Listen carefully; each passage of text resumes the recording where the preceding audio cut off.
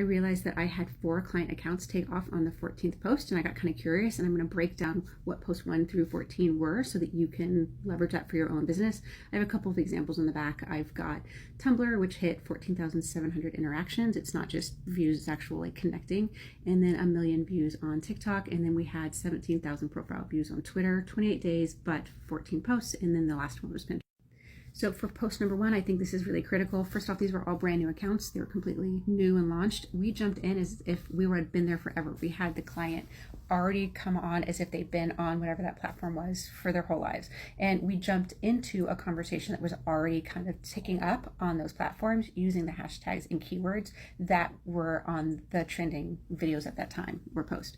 Number 2, we took the main point that they made in number 1 and we had them make a video about that, connecting it to a new idea and kind of honing it as showing that they had their own expertise in it.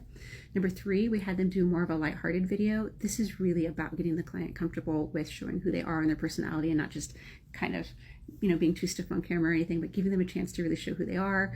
And then number 4, we stitched a trending video or post and had the client add their own context to it. Number 5, we dropped all other info and context and we just had them make that original point while using this exact same hashtags and keywords. For posts 6 through 9, we start to vary it up. We created posts and videos kind of going around the main point and around the main conversation that's happening online and playing with hashtags and keywords. So we're building out the conversation on this person's page, on their profile. We're expanding it out and showing that they have a lot of knowledge in this topic from a lot of different places, right? And I think playing with the hashtags and keywords is an important thing to note because you will not get as high a reach or interaction on these posts. You just won't. They just won't reach as far, but that's okay. The point isn't to get a high reach. The point is actually just to experiment with the wording and really hone your message.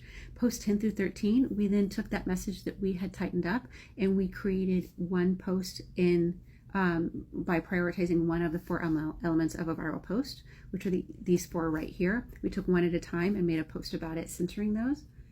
And then for 14, we combined all of those that we did through 10 through 13. We took the message we'd honed from 1 through 9, and we pulled it together in a really tight, clean, really interesting post that then we had the top hashtags and keywords that we had found over all of those posts that we had done.